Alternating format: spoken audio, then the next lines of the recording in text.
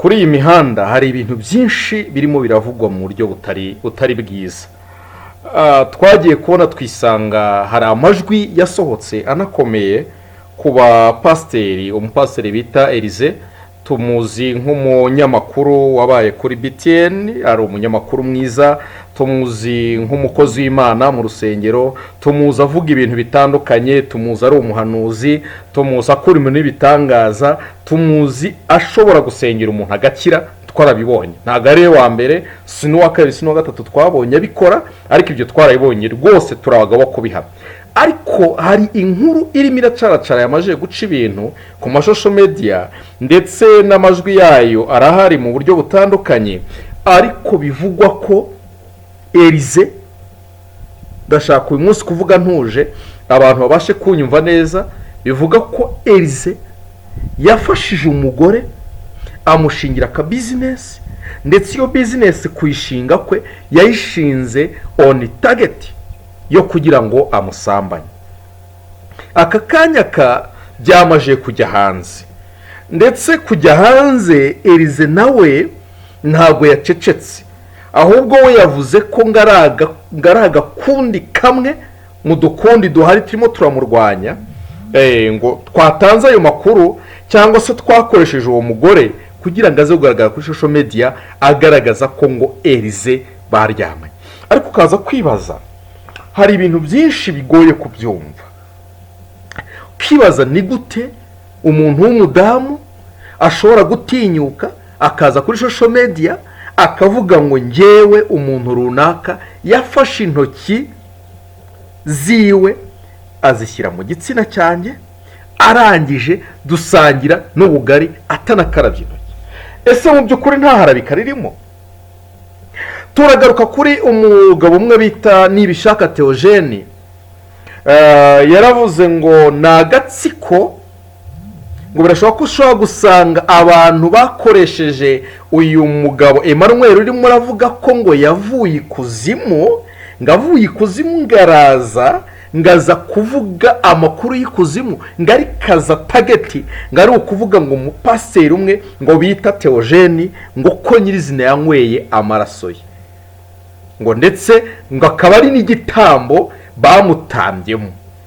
Rwema nawe aragira uti ariko mwahamagaye Asiya akaza nyirizina akihana akavuga na bya bindi umugabo we yaba yarakoze adashaka kugaragaza, akaza ngo niye mpamvu, ni Rwema aravuga ati niye mpamvu yaba yaratumye, abantu batwumve neza, yaba yaratumye Pastor Theogene ku rwego rwe agera aho bamutangaho igitambo. Byanze bikunze hari imbaraga yari amaje gutakaza zatumye bamutangaho igitambo. Akaba ariyo mpamvu Rwema yaje avuga ati Madamu Asiya naze kuri social media yagira ute yihane. Pastor Claude nawe aragira uti abantu baraza bakivuga neza, bagasa neza, bagatanga ibintu byiza, ariko Pastor Claude yo nibishaka yamuzanye mu majwi ku kiganiro yakoze kuri Dynamic Show avuga ko nyirizina Pastor Claude ashobora kuba ari umwe mu gatsiko kahamagaye uyu mugabo Emmanuel kugira ngo aze kugira ute aze gutwika ibyo bintu byose. Pastor Claude aze kugerageza aze kureba iyo link y'icyo kiganiro akirebe neza, ni uvuga ngo umuntu bita Nibishaka Emmanuel yongeye gukoza gati mu ntozi, yongeye gushotora Pastor Claude, kandi Pastor Claude yaratangiye gutuza. Buriya harashobora kuba gikoze kubera ikiganiro bishe Pastor Claude avuga uburyo nyirizina yataye umugore, birashoboka ko ariyo mpamvu ashotoye Pastor Claude. Ibyo bintu byose biri muri saga y'iki y'abapasiteri. Ibi biraza gutuma umukristo cyangwa se umuntu nyirizina wari usanzwe ari umukristo abana n'Imana, agendana n'Imana, atinya pasiteri. Abantu babyumve neza, biraza gutuma umukristo runaka wakundaga gusenga, wakundaga Imana, ari buze nyirizina kuza gutinya kwinjira mu rusengero, ndetse na ba muntu washaka kwihana wa muntu washaka kwihana akaza kuvuga ngo ngewe nje kwihana, biraza gutuma nawe atinya kuza mu rusengero avuga ngo ngiye guhura n'aba bapasiteri b'abagome babicanye.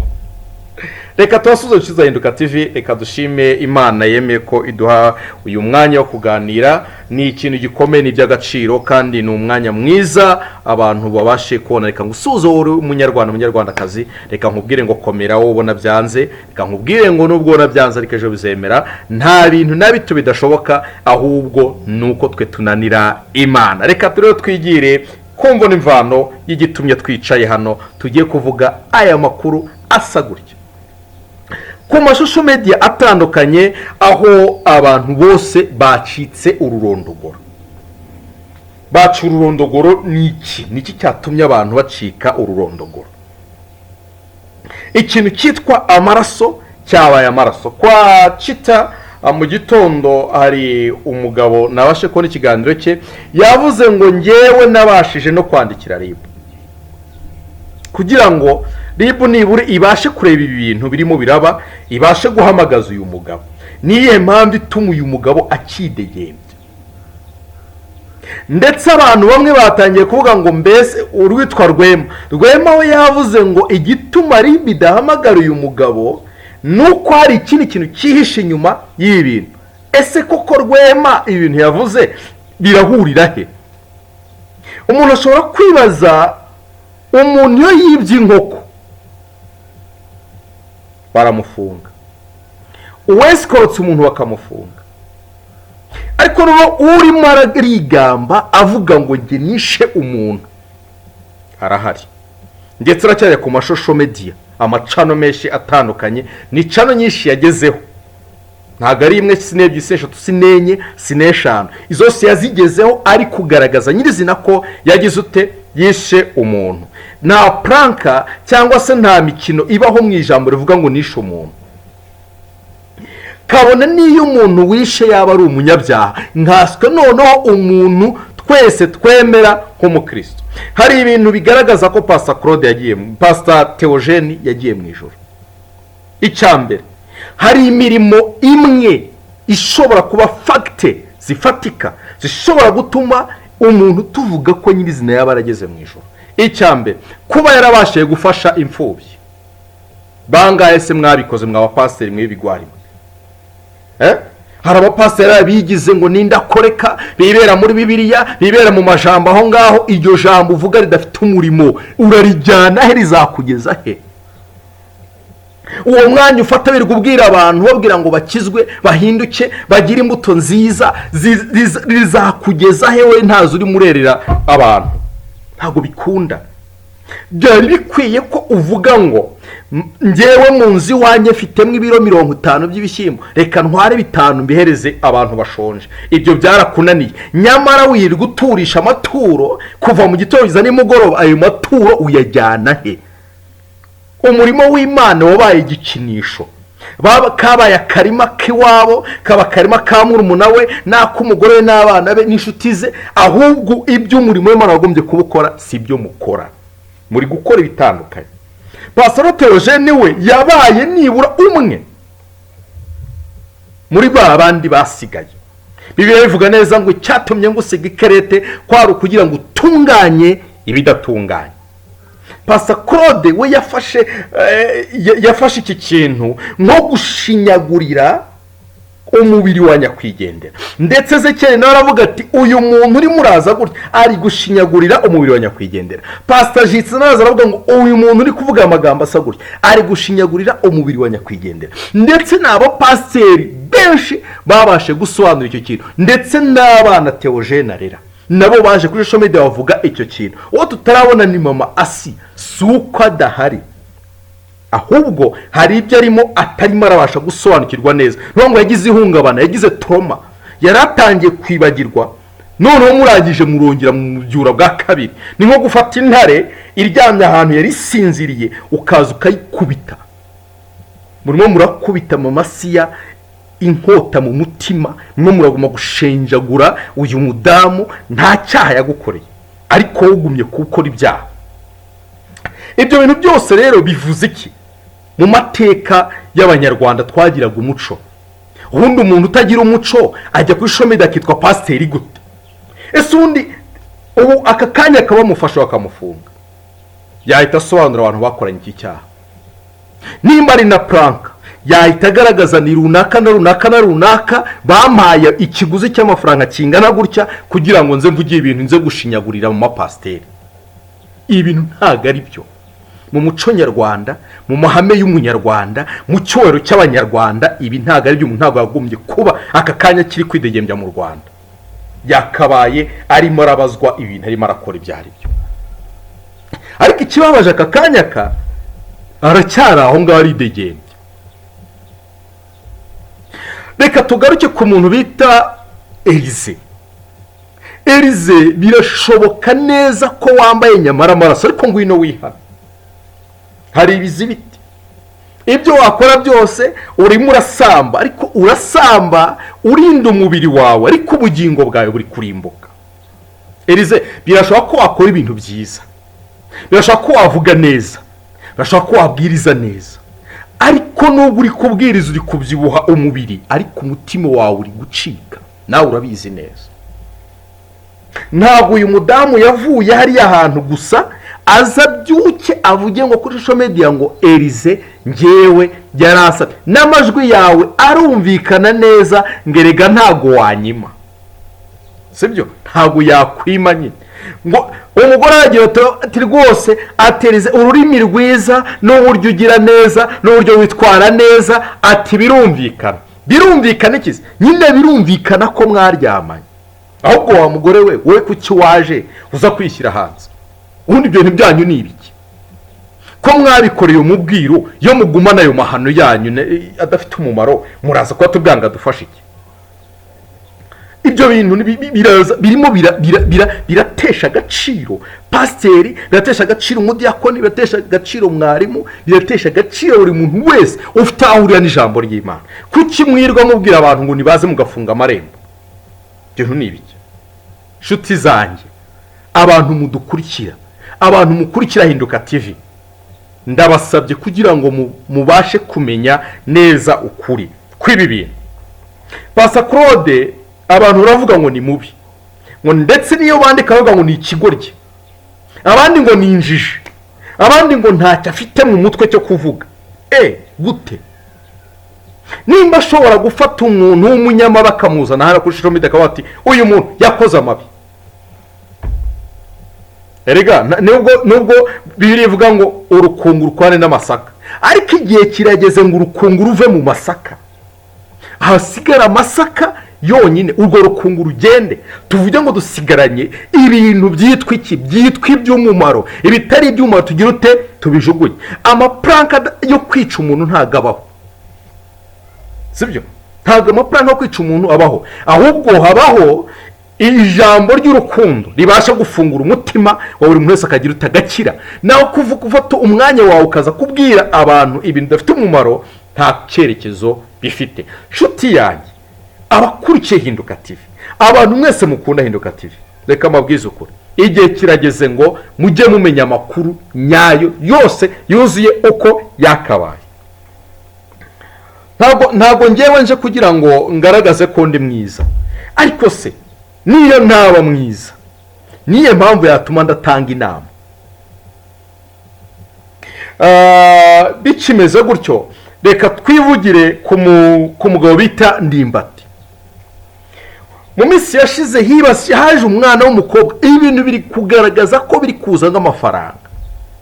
Abantu bose bari gukora pranka kugira ngo bagwize views zizamuke, ariko uragwiza views uri kwangiza izina ryawe.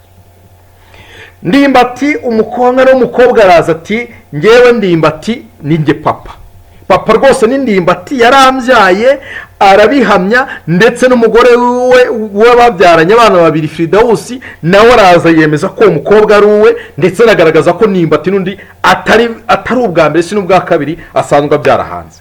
Ibyo bintu biraza birazenguruka, social media iratwikwa, ikiganiro kuri Gasaro TV baragikora, kuri Celebrity Magazine show nayo kirakorwa, si ikiganiro kimwe cyakozwe. Kuba Ndimbati atarafashe icyemezo cyo gusakuza suka ari umuswa.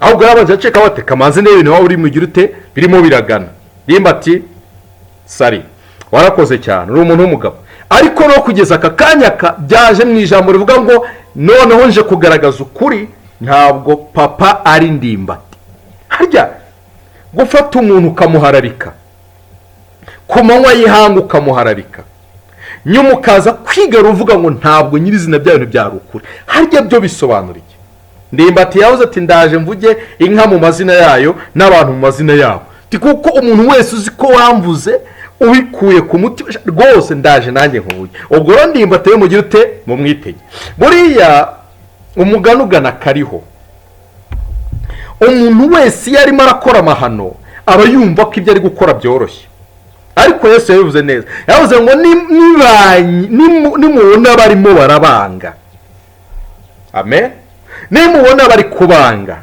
topayazo de style kid ntimuzagire ngo bazabakunda kuko nanjye ubwanjye ari nge bagize ute babanje kunyanga nta muntu n'umwe ujya uvuga ukuri ngo bamukunde ntabwo bishoboka ahubwo uba umwanzi w'abanyabinyoma kandi ukuri nubwo gutinda ariko iyo kugaragaye kuzana igisubizo n'igisobanuro cya wa muntu wavugaga bya bintu ariko ikinyoma kirihuta ndetse cyane kurusha ijambo uvuze kubera ko ikinyoma kiba giherekejwe n'izindi mbaraga kandi ikinyoma ngo gisizwe ngo amavuta menshi ngo cyasizwe amagambo meza ngo cyasizwe isukari nziza ngiyo kigiye gukora ngo kigire ute gitanga rezilita itandukanye n'icyo mwagira ute mwatekerezaga tumaze kureba neza rero biragaragara neza ko abapasiteri bakwiye kongera bakajya kwiga igice kuko bataye indangagaciro zo kuba pasiteri kuko nimba umuntu ashobora kuvuga ngo twebwe abapasiteri runaka turakorana kandi nanjye nakoranye n'aba bantu maze kwimikwa maze gusigwa amavuta bivuze ngo hari abapasiteri bimika abantu kugira ngo bajye kugira ute bajye kubacuruza amen bajye kubacuruza babe ibikoresho bigiye gukoreshwa mu bandi bantu kugira ngo bisenye umurimo w'Imana nge rero uwo ndiwe cyangwa uburyo mbyumvamo uyu muco udafite icyerekezo uyu muco wugarije umurimo w'Imana uyu muco udafite aho ushingiye wari ukwiye kugira ute gucika ariko dusabe RGB ndetse dusabe na RGB Esta Kayitesi birakwiye ko ibi bintu mu bihagurukira mu rwego rw'imiyoborere abapasiteri bigize indakoreka ubundi baracyakora iki mu murimo w'Imana erega bamwe turabazi tazavugira ngo turavuga ibintu gutyo gusa mu magambo adafite umumaro sibyo niba umupasiteri ashobora gutinyuka agafata intoki ziwe agakora mu mwanya nyawumuntu w'imbere w'ibanga umuntu atemere no kurebamo uretse umugabo we wenyine wamushatse cyangwa se umugore washatse niwe wemere kwareba na mama wawe wakubyaye sibyo wowe ugatinyuka ugafata uwo muntu ukamwandagaza ariya hasi ukamukanda nk'ukanda ibishyimbo cyangwa ukanda avoka yihishije warangiza ukavuga ngo uri pasiteri ese ubwo pasiteri bushingiye kuki reka rero mbabwize uko uyu murimo twahamagariwemo rwose reka mbabwire ngo bimaje kuba too much ibintu bihinduke Esta Kayitesi turagusabye rwose duhe content hindura ibi bintu turazi ko wabishobora kuko ntago leta yagiye kugushyiraho itazi ko ibintu ushobora kubishobora kandi ibi byose biraza guturuka mu bapasiteri b'inkandagira bitabo babandi batigeze biga hari igihe umuntu yiga ariko akabura umuco akabura n'uburere bw'itorero rwose nimujya gushyiraho umuyobozi mujye maza murebe ngo si umuyobozi nyirizina nimba tumujyanye muri domaine y'itorero nibura yabanye n'abakristo ese yabanye n'Imana ese yarabyize afite iyo diplome good nimusanga yifite mu buryo ngo reka tumuhereze inshingano kuko yabasha kugira kuzishobora kubera ko hari abantu benshi bitwa abapasiteri bo mu ishyamba mu gihuru nimba ushobora kuza kuvuga ngo ngewe ngo nanyweye amaraso ya runaka n'umupasiteri wo mu ishyamba uwo ngo akwiye no gucibwa akavaho niba ushobora gutinya agafata ubugabo bw'umugabo mugenzi we akabukandakanda uwo ngo ntabwo ari pasiteri nawe agomba gucibwa akavaho kandi ikibabaje abo bose bakoresha ibyangombwa bitari ibyabo, bakagendera mu izina ry'undi muntu runaka, barangiza bakajya utakaza gutobanga umurimo w'Imana. Reka mabwize uko ibintu bibaye ikibazo kiremereye mu itorero. Ese abakristo barimo baravayo bakajya he? Mushaka kugira abanyarwanda beza, Esta Kayitesi, kugira abanyarwanda beza. Abanyarwanda beza bagomba kubakirwa ku ijambo ry'Imana, kandi ijambo ry'Imana rifite icyerekezo cyiza, sibyo? Ntabwo twagira abanyarwanda beza badafite umurongo ngenderwaho w'idini, iri dini rikabasha kurera abo bantu, leta ikabashyira mu murongo wayo, bakabasha kuba abakristo beza, kandi umukristo mwiza n'ugendera ku mategeko n'amabwiriza y'igihugu cye, uwo niwe mukristo mwiza. Ariko nimwe urashobora kurenga ku muco. Hari ikintu cyitwa umuco, hakaba ikintu cyitwa uburere, hakaba ikintu cyitwa ubuvuke, hakaba ikintu cyitwa agaciro k'abanyarwanda.